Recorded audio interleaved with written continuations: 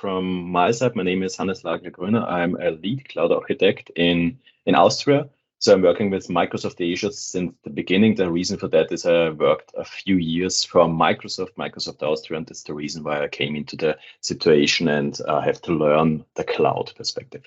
So you can see I have a lot of certification from Microsoft Azure. So my focus area here is the infrastructure and the security perspective. And I also have some certification for AWS and GCP, but my main focus is clearly Microsoft Azure. I'm also a Microsoft Azure MVP, so you can find me on, I can see here of the old icon, you can find me on X, you can find me on YouTube. I have a separate YouTube channel where I upload my videos, my training videos about Virtual WAN and so on. You can also find me on my private blog called cloudblogger.at, and I have also a GitHub repository where I can share source code, also the source code from today. So if you're interested into provision Virtual WAN in a really, really easy and fastest way with Azure ARM templates, you can also find the templates on my GitHub repository. Okay, so today we have two sessions. The first session is covering the service Azure Virtual WAN. Then we have a approx 5-minute break, and then I'll hand over to the centralized network management. So I will try to give my best to fulfill everything in 1.5 hours. My sessions are always in a short theory session, and then I hand over to a live demo. The demo is really live, so it's no videos, no recording. It's a live demo, and sometimes it could happen something, or it could broken something, but I have tested everything. Everything is working fine, but I hope in a few minutes everything is working fine. So when I switch to my live demo. Okay, so Virtual WAN. Sorry, I have only one screen here. The session agenda from today, first of all, we talk about what is Virtual WAN, why should I use it? Then we go ahead and talk about a little about the traditional approach. So when we think about the past, so what are the connection perspective from the past, and also the connection to the Azure cloud. Then we'll talk about the old cloud architecture, so the old architecture when it comes to a multi-region concept. Then we'll go ahead and talk about the new approach with Microsoft Virtual WAN. Then I go ahead and talk about the Virtual WAN components itself. So what are limitations? What kind of options do you have? And then it's really also really important, the partner integration. So we have a lot of different partners, NVAs, to connect to Microsoft Virtual WAN or to provision inside Virtual WAN. And at the end, also the monitoring perspective. And at the end, approximately 25-30 minutes, we'll hand over to a live demo. I will show you different scenarios. I will also show you the power of Virtual WAN. And I have a small environment with 3 regions, I'm sorry, and also with an endpoint connection to on-premise. Okay, so Virtual WAN. What happens here? Azure Virtual WAN. What is Azure Virtual WAN? So the official answer here is Azure Virtual WAN is a networking service that brings many networking, security, and routing functionalities together to provide a single operation interface. So this is the official statement from Microsoft. You can find it on docs.microsoft.com. The simple answer here is it's a hub and spoke network architecture. So you can build up a hub and spoke network architecture. The spoke in this case is the Virtual WAN hub. And you're able to connect multiple Azure regions. So we have up to 64 regions available in Microsoft Azure, and you can connect each regions really easy together. So it's you don't have to think about VNet peerings between the connections. So you can connect it really, really easy, and you can also use it for Azure for sure, and also for on-premise. So you can connect your on-premise branch offices and headquarters to the Azure Virtual WAN. The most important thing here is you can use the global Azure network backbone to connect. So not only for the Azure to Azure connections, you can also use Azure Virtual WAN for a branch to branch connection. So you connect your branch office, for example, in East US, your branch office in Europe, in the UK, for example, and use the Microsoft Azure backbone to connect both branch offices together. So I have also a demonstration in my live demo in a few minutes, and you will see it. But what's so special about the Azure Global Backbone? First of all, we have here more than 60 regions. At the moment, I guess it's 65 regions or 64 regions available, more coming soon.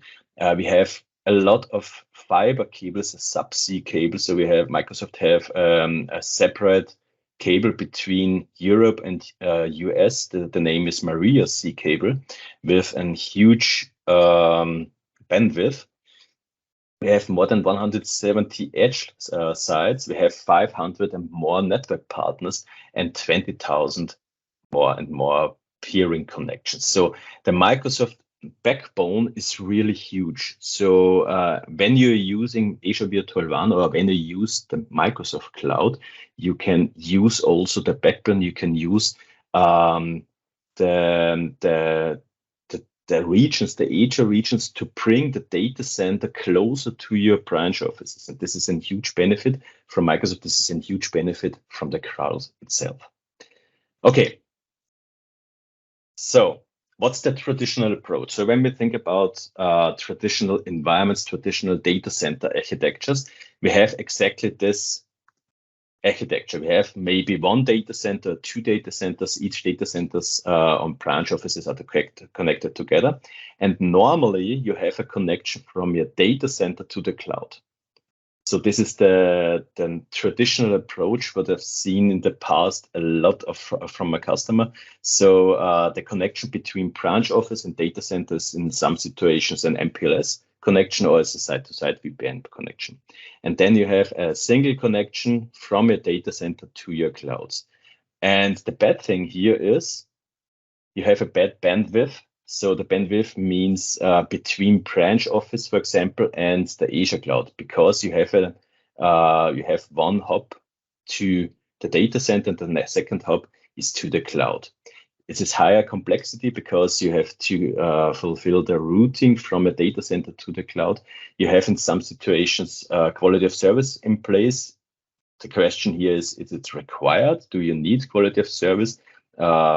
So many customers from mine don't need this service, so we can go to another technology.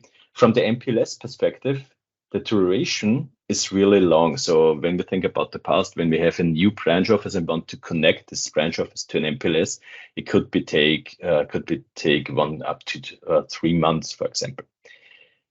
MPLS, it's also really expensive. So when we think about an international MPLS, it could be really, really expensive. And the question here is, it's really required when we think about cloud, when we migrate services to the cloud. So this is the one important thing here. More and more services we need a new strategy, because more and more services are migrated to the cloud or new provision to the cloud. So many customers provision new services inside the cloud because they want to scale up, scale down. They use the flexibility from the cloud. And that's the reason why we need a new connection strategy. So not the single point connection strategy from the past. We need maybe a new strategy. And a strategy or a possible architecture, possible cloud architecture could be the following here. Without Virtual WAN, we have the ability to use a VPN gateway, for example, or an express route gateway. In this case, you can see we have here 2 regions in place. We have Central US region and we have North Europe region. In each region, we have 2 VPN gateways. We have one for express route and the second one is for site-to-site VPN connection or point-to-site VPN connection, what you can see here on the right side. When we go ahead and want to connect another region, we are using always VNet peerings. So in this case, when we want to connect from your branch office in the US, we need the routing configuration to go over the peering to the West US region, for example. So in this case, when we think about this configuration, this architecture, so we have different virtual WAN hubs. Not virtual WAN hubs. We have different VPN gateways, express route configurations. We have a VNet peering. And the problem here is it could be a problem. So when we think about the configuration. So from the routing configuration, it can be really complex because you have to configure the routing from on-premise over the peering to the other regions. We have no centralization, so we have here different services and different maybe resource groups, and we have no centralized view about all our VPN gateways configuration. We don't see anything about monitoring in a single class of pane. Different location also means different configurations. So over the time, the configuration or the configuration could be different on different location. It's really hard to expand here. So when we have a new VPN gateway, we have to provision the new VPN gateway. We have to think about the routing perspective and everything else. It's really hard to troubleshoot. And at the end, we have a limitation. So the limitation is at the moment, when you want to provision the lowest or the cheapest VPN gateway, the VPN GV1, you have a maximum of 30 concurrent connections or sites. This is the limitation. And when you go ahead to the VPN GV5, you have up to 100 site connection available for the VPN gateway. So in some situations, it could be a problem from the limitation perspective. The answer here is the new approach, the new way, virtual WAN. So here you can see a virtual WAN approach in a single region, or for a single Asia region. You have here the ability to use virtual WAN to implement a virtual WAN hub.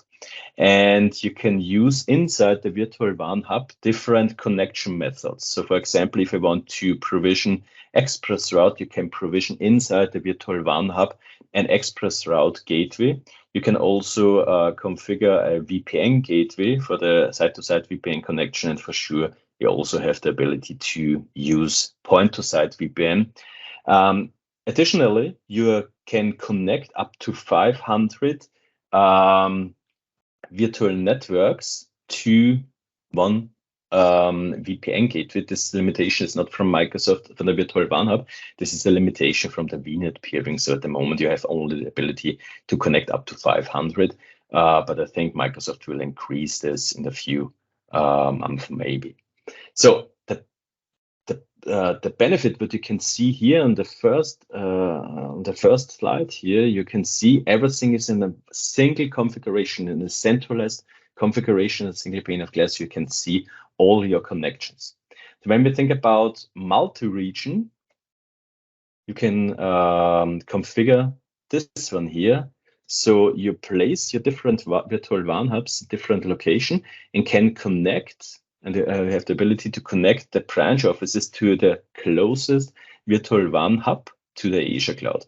And the virtual WAN hub itself, if you provision the virtual WAN hub standards, what's the default, you also have the ability to enable hub-to-hub connection between those virtual WAN hubs.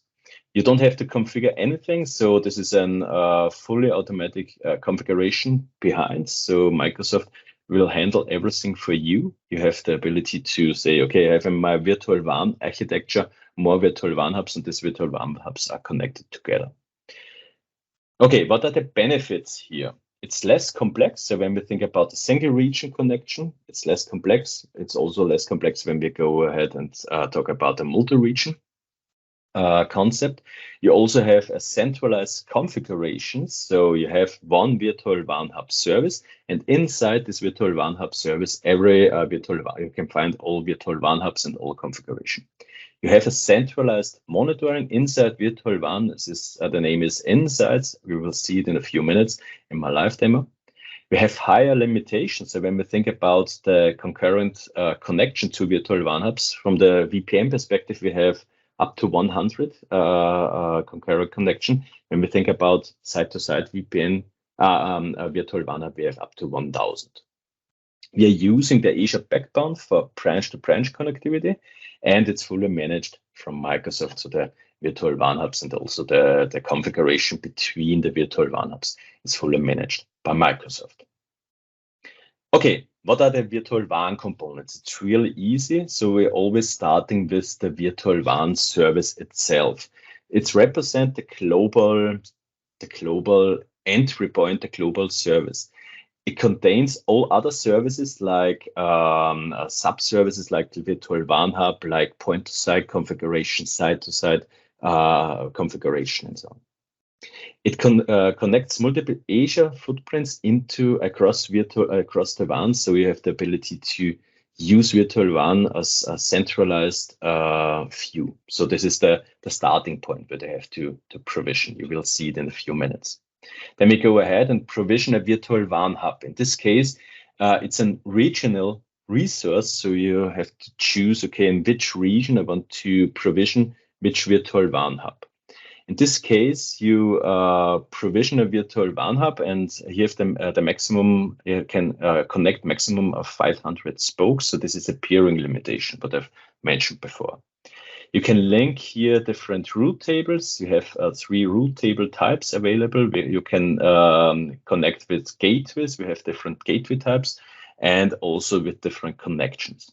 From the connection perspective, we have a spoke to VNet connection or an on-premise connection. So when we think about from the Azure perspective, you have in your region maybe 500 virtual networks. You can connect all 500 virtual networks to your virtual WAN hubs. When we think about on-premise, you have different options to connect. You can connect your on-premise sites over site-to-site VPN with an active connection. Then you need BGP in place with an express route connection or with a point-to-site connection if it's required from your clients.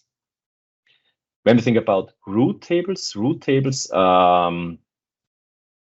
so we have here different route tables in place. We have the default route table, which represents the standard route table for all your branch office. So normally when you connect a new branch office or a new virtual network inside Microsoft Azure, you have to choose, okay, what's your route table to propagate your routes.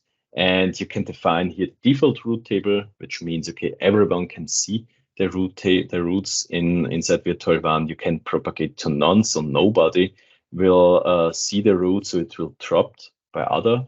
And you can also define custom routes. So when we think about isolation, when you have, for example, a separate VNet inside Microsoft Azure, and for example, VNet A don't need to connect, doesn't need the connection to VNet B, you can remove the route from this routing table, for example. So from the backend perspective, you can use up to 50 gigabit per second throughput when we think about virtual WAN hubs. Okay, from the connectivity perspective, site-to-site VPN is in place, point-to-site VPN is in place, and express route is in place. From the point-to-site VPN perspective, we have different options. You can use radius authentication, you can use certificate authentication, or I always recommend use the Azure Active Directory authentication, because at the end you also have the conditional access policies in place. You can use conditional access policies. You can also use MFA for the authentication from the point-to-site perspective. Okay, so site-to-site VPN connection. So let's go a little bit deeper to the different options what you have. We have here multi-links support. You can connect up to 4 links per connection. Azure Virtual WAN is always redundant, so it means at the back end you have 2 nodes. You have 2 nodes in 2 availability zones. It's really important. So when we compare this with a traditional VPN gateway, we always have to think about the VPN gateway EC, because we have here zone redundancy in Virtual WAN automatically. So you can scale up to 20 gigabits per second throughput.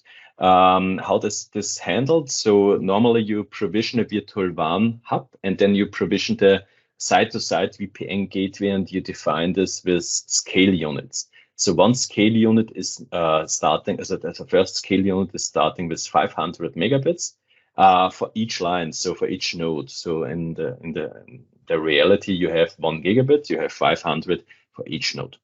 You can connect up to 1,000 site-to-site connections per virtual WAN hub. So this is the new limitation here. You can use EKV1 or EKV2. You have FQDM-based IPsec, and dynamic DNS is also supported at the moment.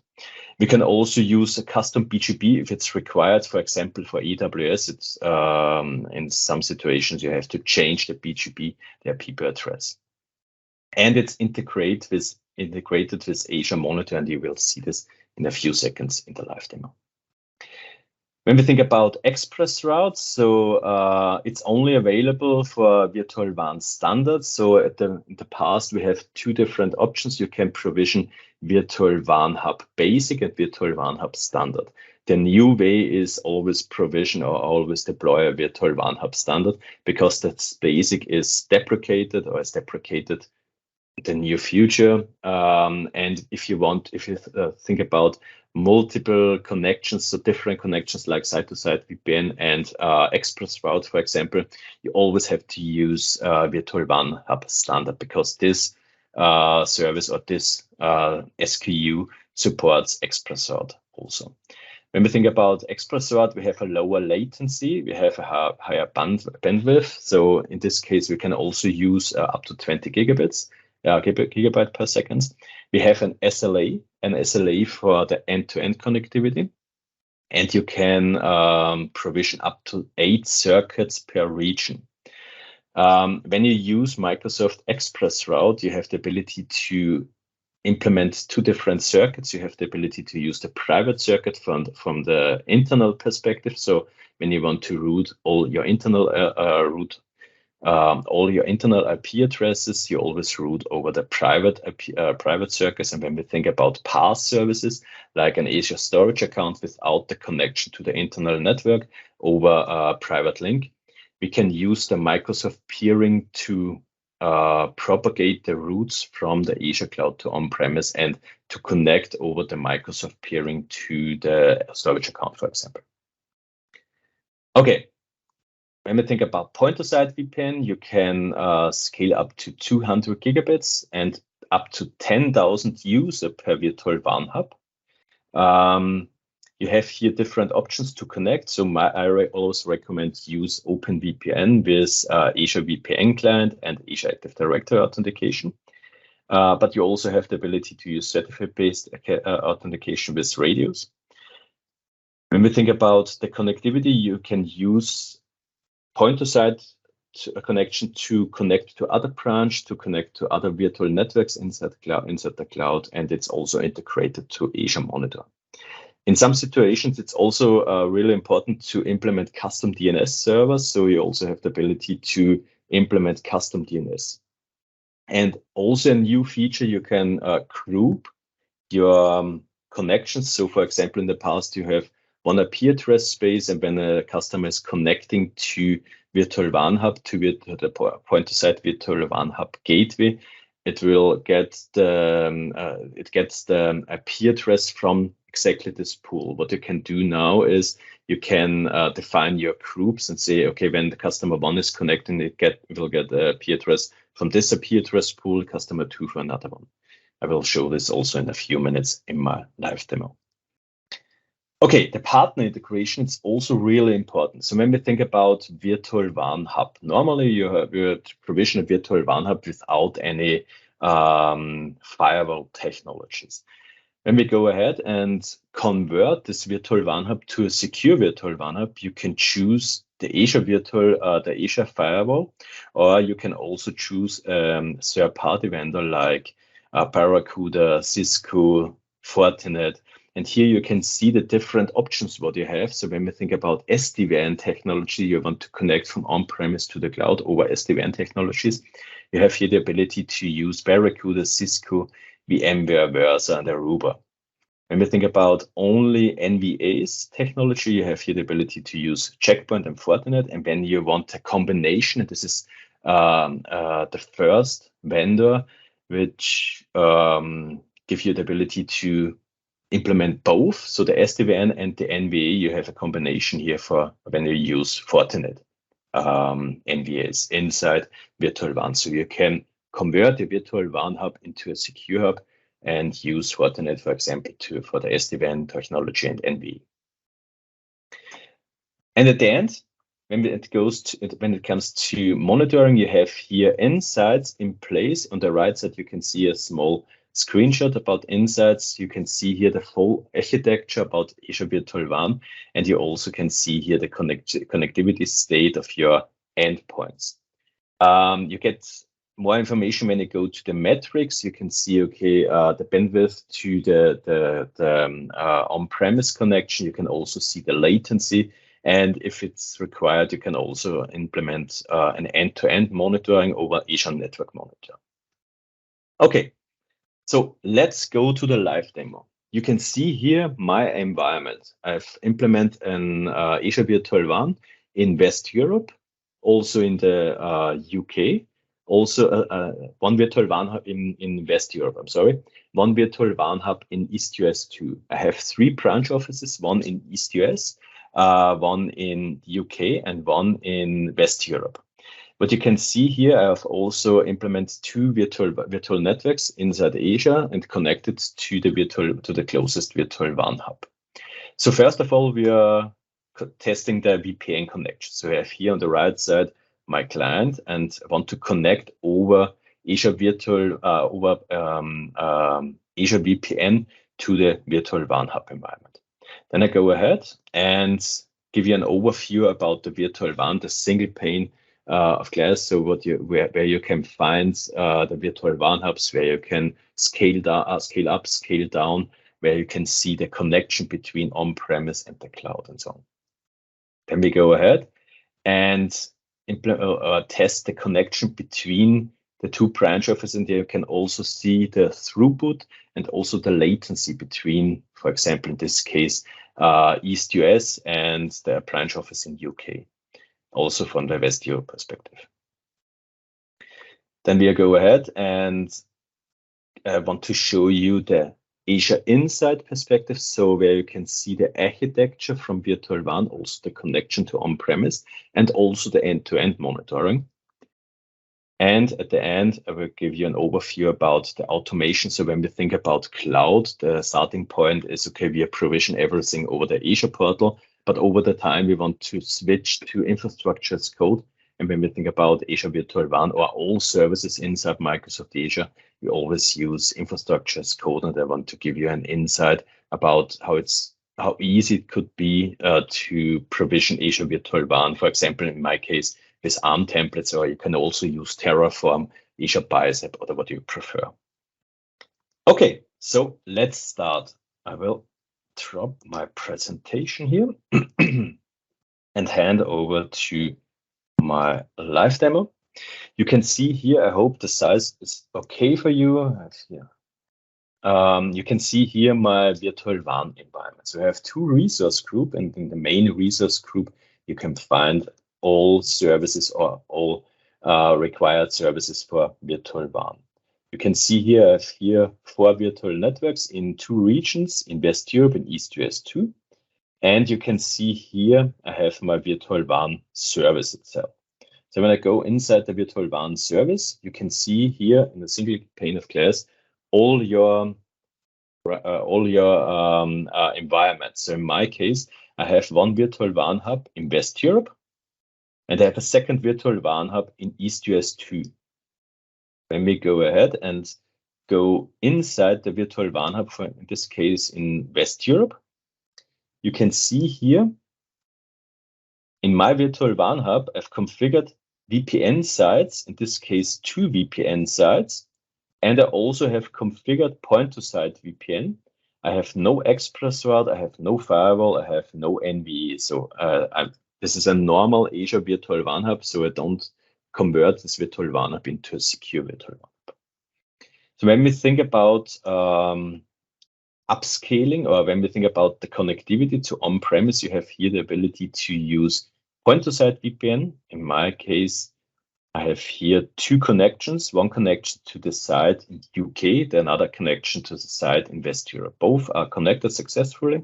And when we go ahead and go to the connection here, you can see here the on-premise configuration from my connection. So in this case, it's the hub name, the private IP address, the BGP IP address, the ESN. When we want to scale up the virtual WAN hub, so in this case, I'm using at the moment one scale unit, and I want to scale up the virtual WAN hub, in this case, the site-to-site VPN gateway. It's really easy. So you can choose here another scale unit and scale up to 20 gigabit if it's required. You can see here 20 scale units, 10 gigabit for each node, for each VPN gateway instance. Here you can see the two VPN gateway instances. So we have here a public IP address, we have here the BGP IP address, and the private IP address, and here also for the second one BGP VPN instance. Sorry. Okay, when it comes to point-to-site VPN, it's also really interesting. So let's go to the virtual WAN hub back. You can see here I have my user point-to-site VPN connection. Here you also have the ability to scale up and scale up to 200 scale units, 10 gigabits, 20,000, supports up to 10,000 clients. You have here the ability to configure your address pool if it's required, but I want to show you this on another way. So when we go back to the virtual WAN service itself, you have here a user VPN configuration. So this user, you can configure multiple user VPN connections and assign it to your VPN, point-to-site VPN hubs. So go here, insert the VPN configuration. It takes some time to load. So come on.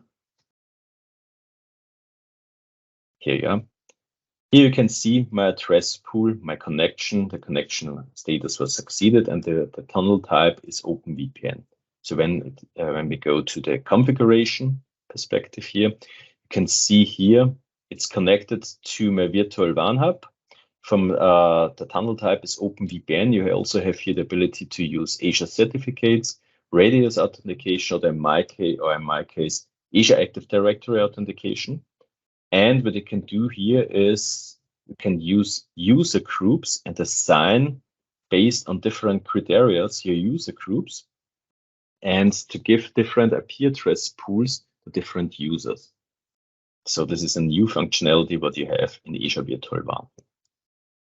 Okay, so let's go ahead and go to the connection perspective. So here you can see my different environments. So this is a VM on-premise in East US 2. This is a VM on-premise in West Europe. So you can see here I have here ICMP test from East US 2 to West Europe. I have 109 milliseconds, between 109 and 110 milliseconds. And here I'm connecting from West Europe to the UK. I have here 11 milliseconds per second. So I also have here two iPerf, also one iPerf server. iPerf server here is in West Europe started, and here my VM from the East US 2 perspective. I want to test the performance, the throughput between the on-premise branch office to the closest virtual WAN hub in East US 2. From the East US 2 over the Microsoft backbone to West Europe, over West Europe to the on-premise branch office in West Europe, in this case, in West Europe, in the UK. And I want to test the bandwidth here. You can see starting with 37 megabit per second, then grow up to 150 megabits per second. But the important part here is it doesn't change anything from the latency perspective. It's really important. So normally when you have a connection between your branch office and then you you transfer a lot of data over your connection, it also change the latency between the two environments. In this case, we have no change here in the millisecond from the latency perspective. So it's really, really important. Okay, so from the connection perspective, so you can have seen here now the connection between EastUS2 to West Europe. So when we think about the connection between two branch offices, so here you can see, one moment, I go back to my environment. You can see here I have a direct connection between the office in UK and then the office in West Europe. And the office in West Europe uses fallback the virtual WAN connection here. So what happens if the connection here is broken? So normally it's not available, as the branch office in West Europe is not available. And I want to show you now exactly this use case. You can see here, I've here an ICMP ping from the West Europe to the UK branch office. And when I drop the connection here, you can see in a few seconds. Now I have a latency from 28 milliseconds. So now the connection is not, so now the direct connection is broken, and I use Azure Virtual WAN Hub as my fallback. And when I go back and enable bring the connection up, it will take a few seconds, and you can see, okay, now the connection is going up and the latencies go down or go back to 10 milliseconds. So it will take a few seconds. Hopefully the next few minutes it's available. Okay, so nevertheless, go ahead and talk about monitoring inside Microsoft Azure. So you have here your virtual WAN, you have your single configuration pane. And when we go down, you have here the ability to monitor your environment, to go to insights. And here you can see without any configuration, so this is out of the box here, you can see here your architecture of virtual WAN. I have here my virtual WAN service itself. I have my 2 virtual WAN hubs in each region. I have here my different connections. You can see here my connection to my virtual WAN hub in West Europe, my VNet connection, the second one connection, and you can see here the connection to on-premise, to the site in the UK, to the site in West Europe. Also the same from the US perspective. When you want more details, you can go here to the metric details. You can see here where the virtual WAN hubs are placed. When we go down and go to the site-to-site connection metrics, you can see here the bandwidth, you can see here the metric IDs and more details. From the point-to-site VPN perspective, you can also see here your connection details, how many clients are connected at the moment, in this case, only one. So let's scroll back. So here we are, take a few seconds, and now we are now back to the direct connection. So Azure Virtual WAN is now the fallback again. Okay, so that's from the monitoring perspective. When we want to implement an end-to-end monitoring configuration for virtual WAN, or from your network perspective, you can go to the Network Watcher, and here you have the ability to implement your connection monitor. I've implemented this in my environment, and you can see here I have 2 different ICMP tests. One ICMP test for to monitor the connection between West Europe, the Microsoft backbone from West Europe to EastUS2, and from EastUS2 to on-premise. And here I have a round trip time, a much higher round trip time, and you can see here the status is not successful. The second one that I've implemented is the connection between Azure Virtual WAN Hub to on-premise, and here you can see everything is looking fine. So in this case, if something happens, you can also implement your alerts. You can implement SMS alerts. You can implement email alerts, what you prefer.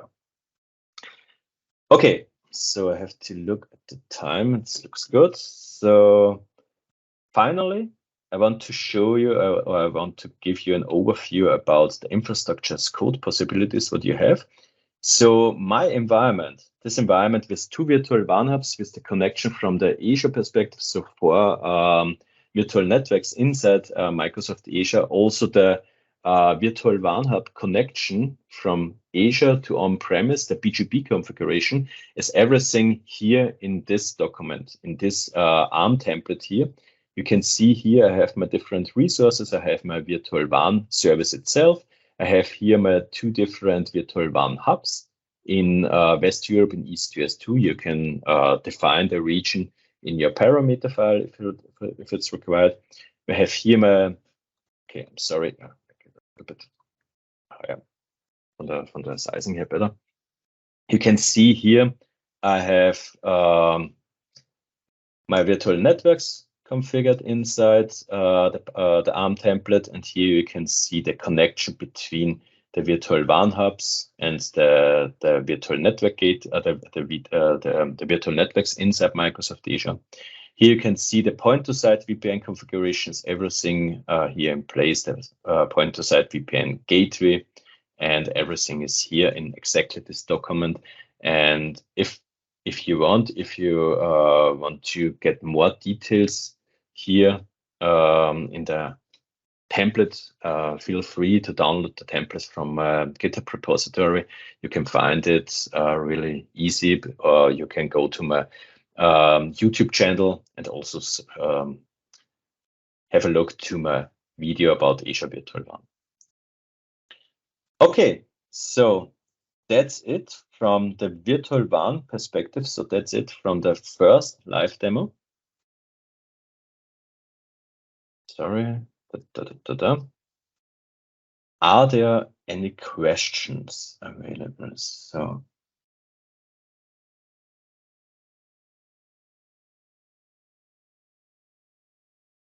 I've got a question for Sarat to jump in. Okay. Yeah, it was a really good session. Thank you for that. It was awesome overview, and the demo was great. For the branch offices, looked like the 40 logo was there. Is it quite seamless to integrate? I assume you can just download the VPN profile and it's specific to the vendor, and then you can just sort of, it's quite easy to then implement it on the firewall from that perspective. Yeah, it's really easy, but in my case, I also implement a BGP configuration, so it's a little bit harder to configure VPN, the on-premise FortiGate with BGP. But normally you have the VPN configuration, import the configuration to the Fortinet, and then it's available. Awesome. What's also possible is a fully automation. So if you provision a new FortiGate firewall, you can say, hey, I want to provision also a virtual WAN hub inside Microsoft Azure automatically, and also implement the connection between on-premise and the cloud. So it's also available over infrastructure as code. It's really, really cool. Yeah, no, that's really good. Yeah, it's been some of the blockers I've seen on my side with some people not being as open to the virtual WAN because of that integration with the branch offices and their vendors, thinking that it's not as easy to, plug and play almost. So yeah, no, that's good to know.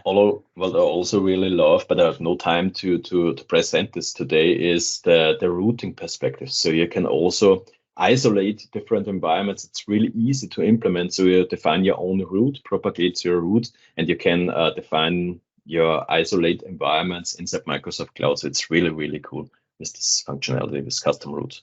Yeah, sounds great. Yeah, cool. Thank you. Appreciate that. Okay, so now I've got a question, if that's okay as well. Actually, a couple of things. One, thank you. That was very insightful. I'm quite new to Azure, so that was really good. Thank you. Second thing, I don't know if I'm sort of misunderstanding anything, but on one of your slides, you had a site-to-site between 2 branches, although obviously they're connected via the hub. Is the site-to-site directly for better routing? I mean, on some of the other diagrams that I've seen from Microsoft, they don't. I haven't really seen any with site-to-site kind of directly between the 2. Yeah, down the bottom there. This one here. Yeah. I just wanted to make sure I understood it properly. So this is a direct connection between 40 and 40. This one here. Right. Yeah. Okay. And this one here is a direct connection. So what I want to show here is the switch between when the connection is broken and the fallback to the backup line to the virtual WAN hub. So this is okay. This is what they've seen. Brilliant. The only other thing I wanted to say was that is a very great background. You've got very very nice background. Oh, this one here. yeah, it's very, very festive for Christmas time. Yeah. Oh, okay. This what do you mean? Okay. The reason for that is it's really simple because my background. So I'm sitting here in Spain in the room from my daughter, and the background, the original background, is pink. So right. So it's. I think this one is better. Yeah, it looks very good. Yeah. Okay, so I'm now going ahead to my second demonstration. Network Watcher. Just to whilst you just getting to your next demo, I don't have any questions, but just wanted to say thank you. That was an absolutely brilliant overview, an awesome demo. I wish I had those demo skills, and the demo gods were with you today as well. Yeah, it's really good to see the failover as well. To see that demonstrated live, I think was that was really awesome. So thank you. Welcome. Give me 2 minutes, then I'm ready.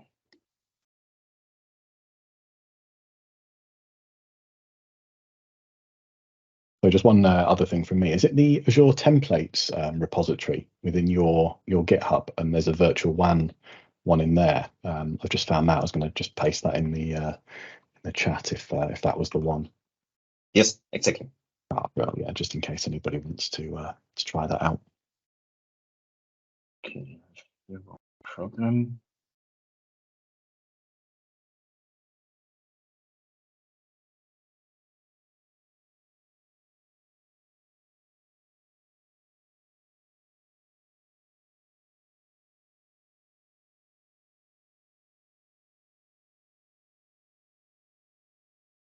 Okay.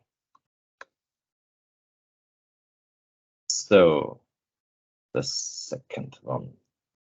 Okay, perfect. So the second one is a completely other topics. So centralized network management in Microsoft Azure. So I'm presenting now another service. So first of all, we're talking about the why, the what, and the how. So that's from the agenda perspective, the most common way here. The why. So when we think about Azure architectures, Azure virtual WAN, Azure virtual networks. So normally we are starting with maybe 3 virtual networks inside Microsoft Azure. Over the time, we want to implement an hub and spoke technology to connect to on-premise over virtual WAN in this case, or when we think about a traditional way, over a VPN gateway. And normally you have your network security groups in place. So for each virtual network, you have your network security group. For each region, you have your network security group. Over the time, you want to connect your clients together. So you have to implement VNet peerings. You have to define your routes, everything else. Then I go ahead and we have more and more virtual networks. And at the end, the complexity increases. It's really fast increases here. And the complexity is really huge here when we think about network security groups, the different VNet peerings and so on. Okay, so high complexity means error in cost. When an error occurs, it costs really a lot. So to find the problem, to troubleshoot, we have no centralization here. So like the same from virtual WAN perspective, the operational overhead is really huge, and we don't have the ability to build in network at scale. So what could be the answer here? The new service, Azure Network Manager. Azure Network Manager is a new service at the moment. It's not preview, so it's a little bit older slide. It's a new managed service from Microsoft. It's high scalable, high available, and a service with redundancy and replicate across the globe. So the same like Azure Virtual One, you have a centralized service for your environment.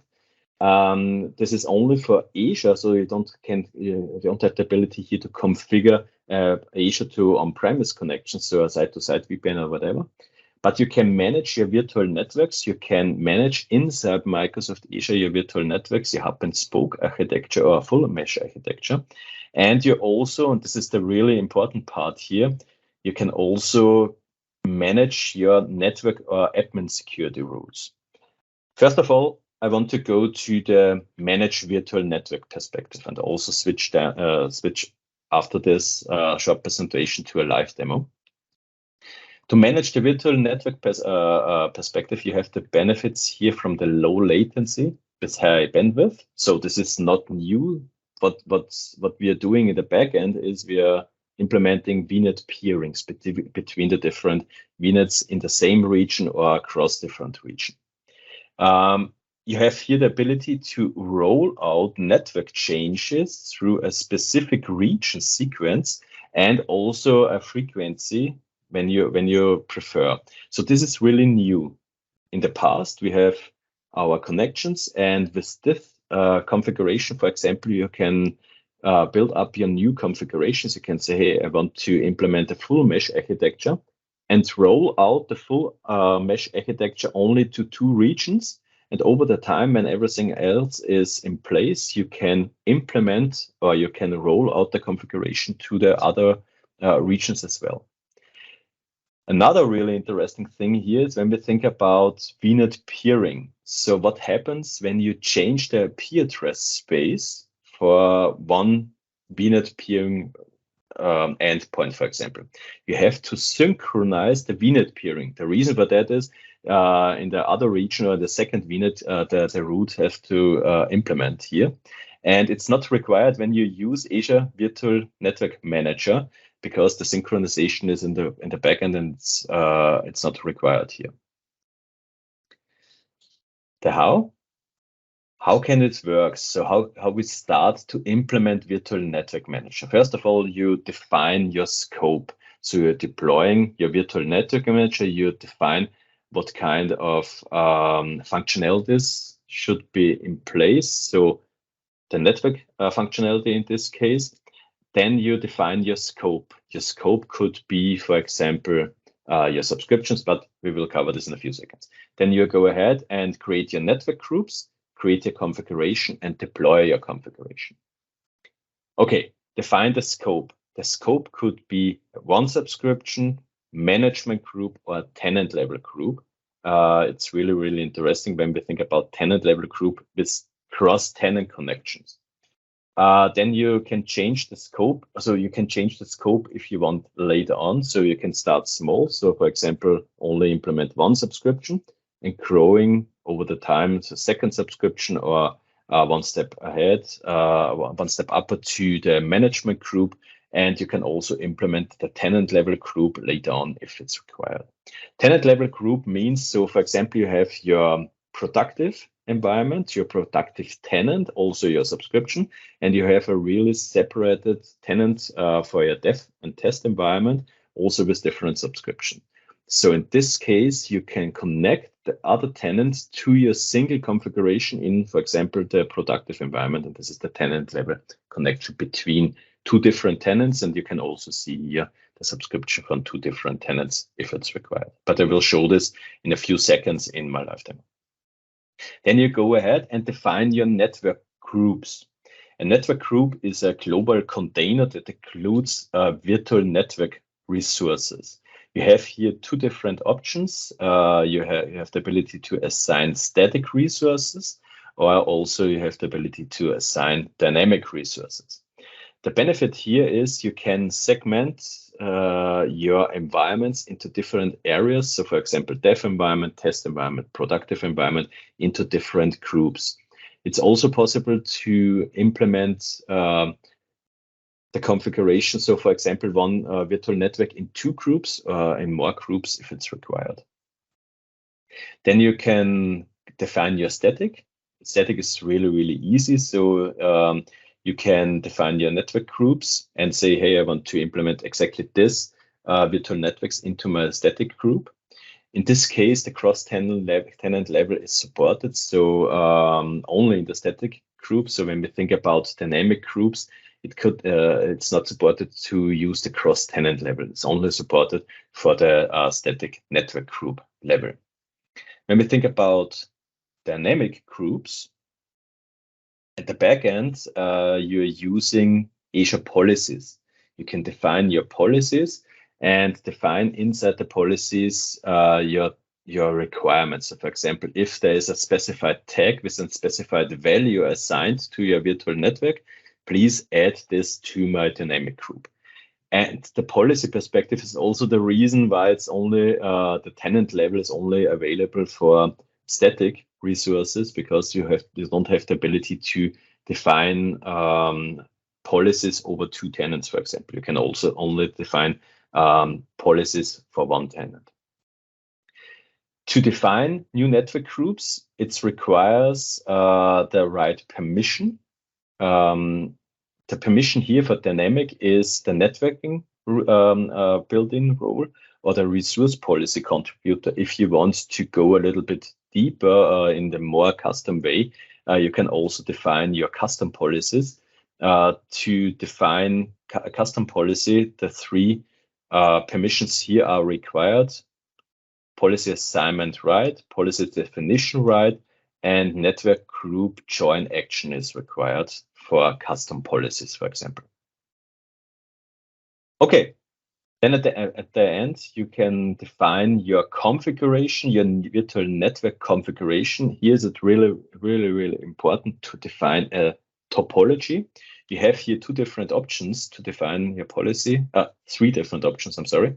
You can define your traditional hub and spoke architecture.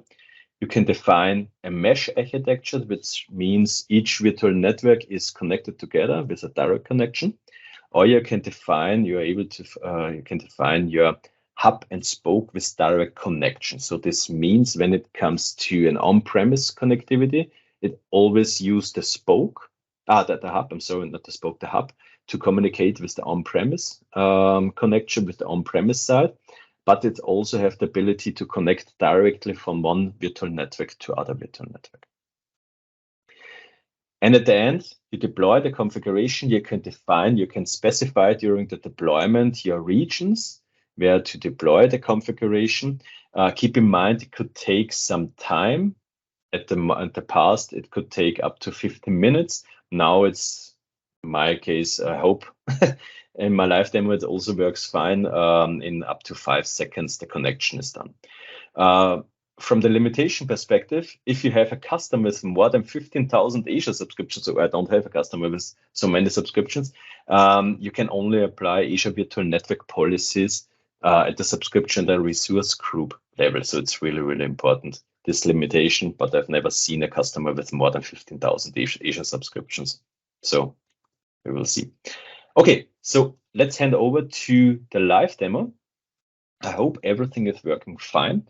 So you can see here, I have my 2 resource groups. So in the second resource group, you can see here, I have 2 VMs. One VM is in West Europe. The second one VM is in East US 2. So I'm connecting now to my West Europe VM over Azure Bastion. So use the Azure Bastion host.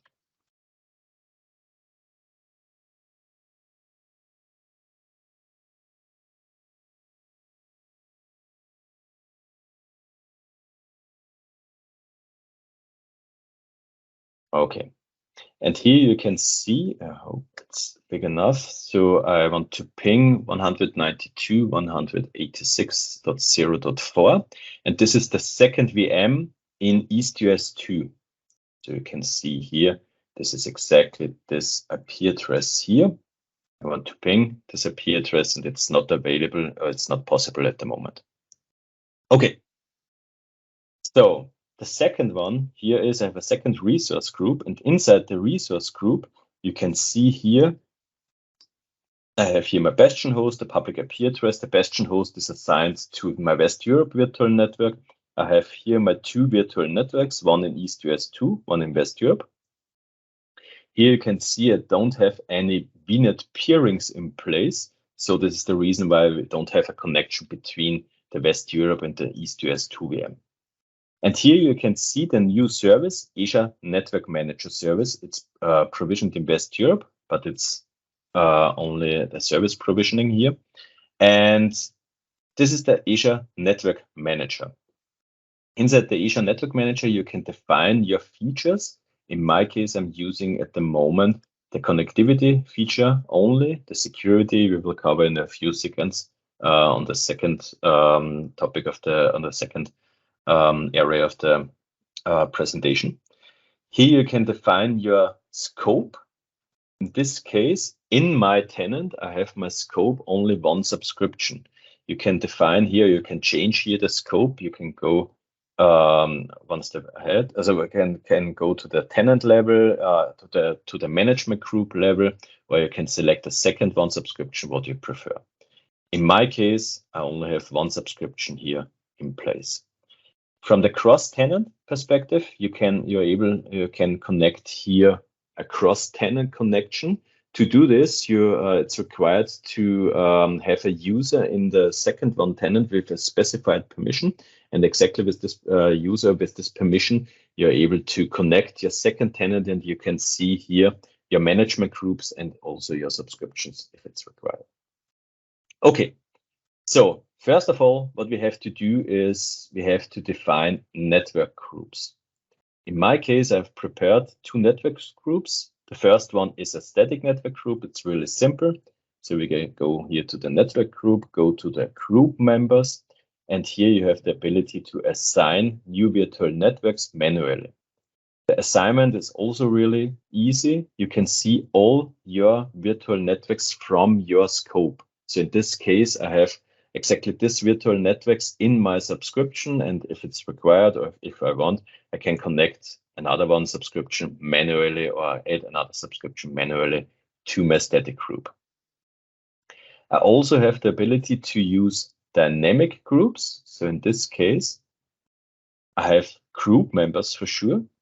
I have only one group member, and you can see here the source option, or the source here is a policy. I have here defined my policy AVN mdemo dynamic 01, and the policy is based on exactly this criteria here. If a virtual WAN tag is available and the value here is true, then the group policy or then the virtual network will be assigned to exactly this dynamic group. So when we look at a new group, so when we want to implement a new group, say test, you have here the ability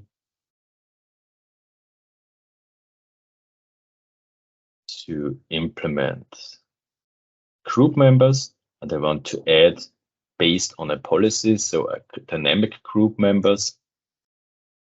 Go ahead, define here a name, define the scope. In this case, my scope is one subscription. And here you have the ability to use the basic configuration, also the advanced configuration if you want to write this in a JSON format. But here you have the ability to select different parameters. In my case, I want to use tags, select contains key or contains a value pair, a key value pair. In my case, this case AVNM, and the value here, this case is true. And you can define more with an and, with an or, what you prefer. So this is the possibility what you have with a dynamic group. So normally it takes, so when you change, for example, one virtual network and assign the tag, it could take up to 15 minutes to add to the dynamic group. Okay, so now we have the group configuration in place. Then we go ahead and define our configuration. In this case, I want to implement a connectivity configuration.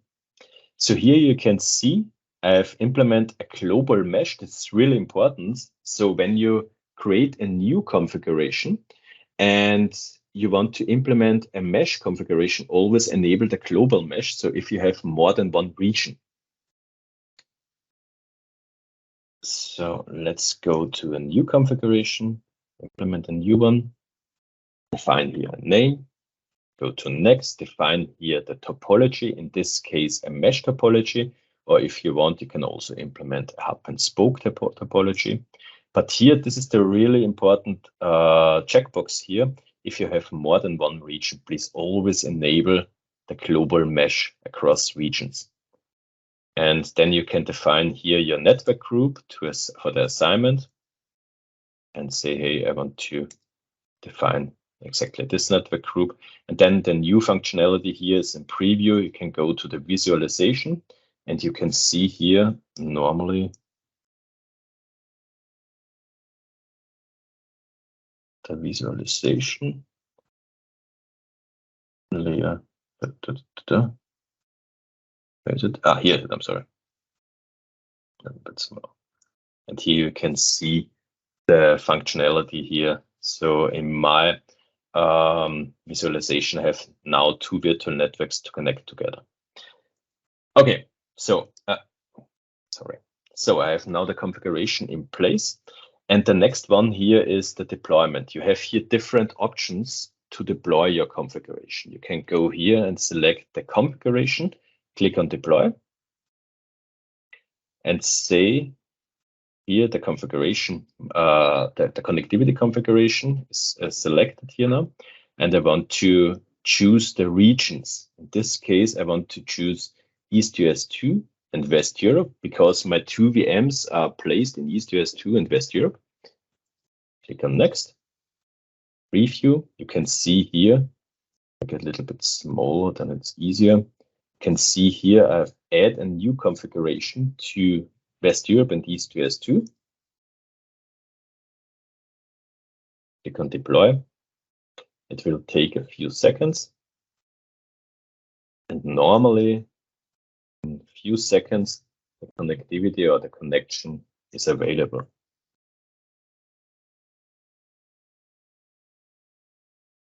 Come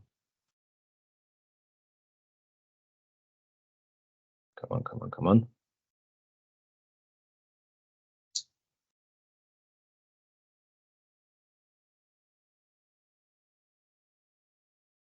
Yes, now it's available. So you can see the connection between West Europe and East US2 is available. So where you can find the configuration from the network perspective. So normally, when we think about VNet peering, we can go here to the virtual network, go to the peering settings here. Oh, it's not available. Why it's not available? Because this is another functionality. This is a different service. We have to go to the network manager setting here. And here you can find the connectivity option. And here you can see the topology is a mesh topology, the group membership, the connectivity, and the scope region here in this case. So you can see here the connectivity between West Europe and East US2 is now in place. Okay, that's from my first section from the presentation. The next one is also really important and really interesting. The manage network rules. So when we think about network security groups, we have here from the network security groups perspective, we have here the ability to assign the network security groups on the subnet and on the network interface level. What happens when you implement a new subnet to a virtual network? The network security group is not automatically assigned. So this is one of the hugest benefit when you use Azure Network Manager, because the networking rules are assigned to the virtual network, not to the subnet, not to the network interface. It's assigned to the virtual network.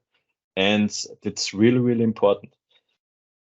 When we think about the priority is starting from network security groups at priority 100.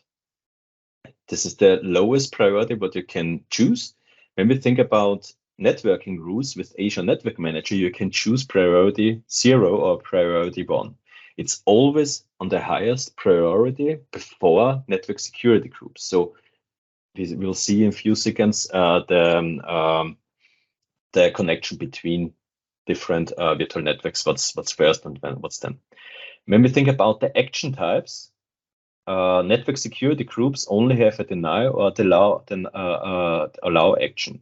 When we think about networking rules in Azure Network Manager, they have 3 options: allow, deny, and always allow. So what does this mean?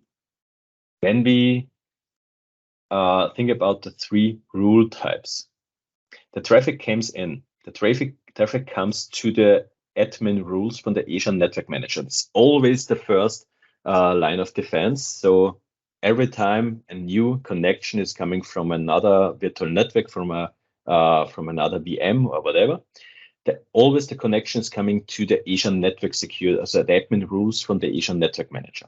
And this means when we say, okay, it's allowed, then it bypasses the Azure admin rules and comes to the network security rules. And then if you drop the connection to network security rules, the connection is dropped.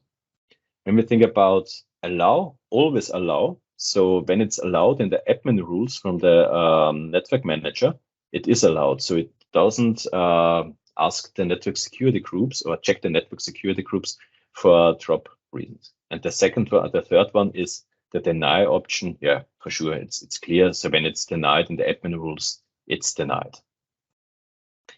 What are the benefits from the networking rules? So from the operational benefit, when we think about network security group configuration, so here you have the ability to define your basic rules for your company rules and roll out your company rules to all virtual networks in your subscription, in your tenant, what you prefer. And then you can go ahead and say, okay, your departments, your other departments can configure network security groups for their own. So for example, in your company rules, you always say, okay, the internet from the internet port 3389, so RDP, is disallowed. It's not allowed. And you can say to your departments, okay, you can configure your application by your network security groups if you want. So this means administrators don't need to manage all network security groups. They have a centralized configuration, the network manager configuration, security admin configuration, and this also means a minimized operational overhead. From the emergency benefit, so when we think about blocking high risky traffic or higher risky connections from outside, from inside, you can go ahead and say in a new configuration, block all traffic from exactly this source IP address or from this port connection, drop everything and roll out to all your environments, to all your virtual networks across the globe. Really, really fast. You will see it in a few seconds in the live demo. And from the protection reason, you can enforce critical security rules and place the security rules on your virtual networks. So the admin don't have the ability to implement a second subnet without any company profiles. So the security admin rules are always placed on the virtual network and also enforced to all subnets and all virtual machines under the virtual network. Okay, let's go ahead and have a look to a live demo. First of all, we want to deploy, allow network rules. Then we'll go ahead and validate the configuration, and I will also show you where you can find the configuration. Okay, so let's go back to the virtual network manager. And here you can see from the configuration perspective, we have here a second option, network and security admin rules. When we go inside this configuration, you can see here it's the same. When it comes to the Azure Firewall, we have collection rules. In this case, I have defined here one collection rule, and inside the collection rule, I have here one rule implemented. So I change the rule here to always allow. So in this case, you can see here, I have here my 5-tuple rule. Priority is 1. The action is allow. The direction is inbound TCP. from any to the IP address to my VM in EastUS2 and port 80. So this is my configuration. When I go to my virtual machine invest in EastUS2, so here we are. We have a public IP address assigned, so never do this in a productive environment. This is only for showcases. When I try to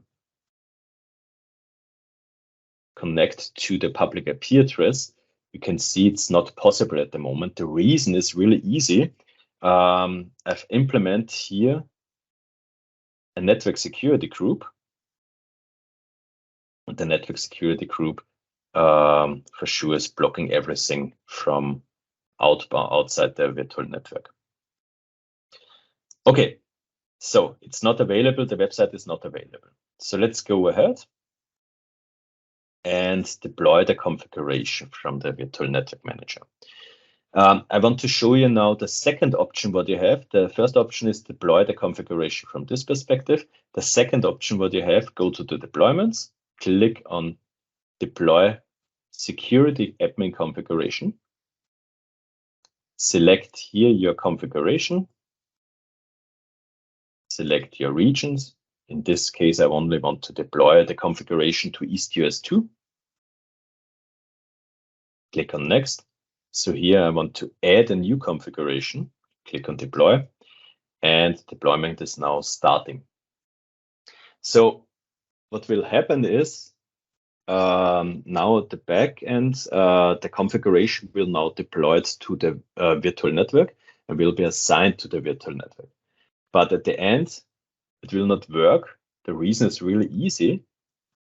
So when I click here on refresh, it's not working. And the reason is really easy because I've implemented or I've changed the configuration, or I've changed the configuration to allow.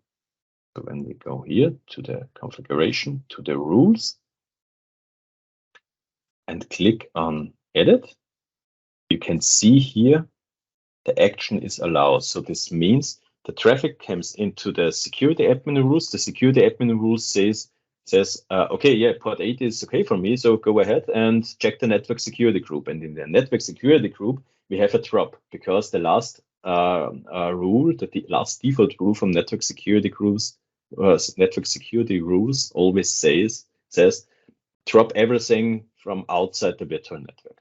So what we have to do is we have to change here the action to always allow. So this means the traffic comes in to this network security, so the admin security rules, and the admin security rules say, okay, it's okay for me. Go ahead and redirect to the website. Click on save. And now we have to update the configuration. So select the configuration, click on deploy. Now the configuration is selected. Select the region, EastUS2. Click on next. You can see here we are now updating our configuration. Click on deploy. And hopefully the connection is available in a few seconds. So at the back end during the deployment, where you can find the configuration from the client perspective. So when we go here to the virtual network, here it's clear. We have here our EastUS2 virtual network, and here you have your network manager. And you can see here in the security perspective, you can see here the configuration, in this case, always allow. So when we refresh the website, it should work. Everything is fine right now. So that admin security manager says, okay, it's allowed to connect to port 80. Here you can see the security admin rule configuration. But, and it's really, really important when we go back to the resource group from the client perspective and go to the VM in EastUS2, go to the network configuration, the network settings, you can see here normally all assigned network security groups.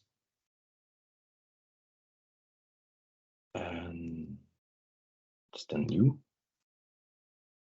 few moments. Okay, that's a little bit different right now. Normally, you can also see here the network admin rules. So it's a new experience. Yeah, you can see here it's an admin security rule assigned. So this is the new functionality. It's a little bit different from the past. You can see here, okay, one admin rule is assigned. So this is the new way where you can find the assigned policies. So a little bit different. So from my point of view, the older view is better than this one here. Okay, yeah, it is where it is. But you can see here, the configuration is now in place. So the ICMP is in place. The website is working fine. When we think about the removal process, it's also really easy. So we are going to the deployments. We select here the connectivity deployment, the two connectivity deployments, click on remove. And here the interesting thing is connectivity configuration assigned to none, remove existing configuration, and then you have to select your regions, East US 2 and West Europe.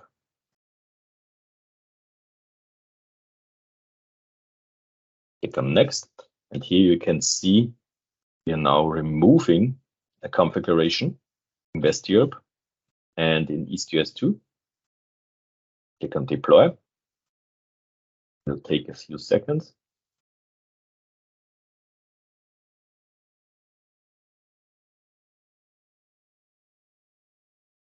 Yeah, the configuration now is broken.